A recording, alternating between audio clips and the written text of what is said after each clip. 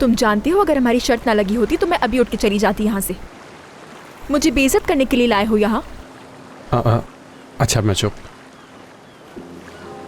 बहुत आसान है तुम्हें गुस्सा दिलाना बैरन।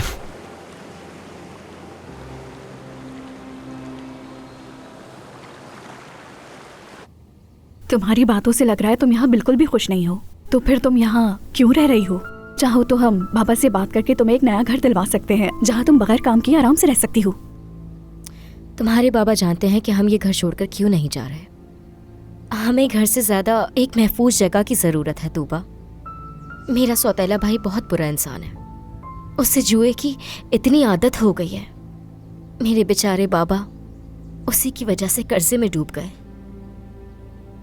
अंकल हिकमत ने तो इस बारे में हमें कुछ नहीं बताया। क्योंकि वो अपने बेटे से बहुत शर्मिंदा थे। वो अक्सर रोते थे और बस यही कहते रहते थे कि मुझे जिंदगी में किस गुनाहों की सजा मिल रही है। आज भी मैं बहुत याद करती हूँ अपने बाबा को।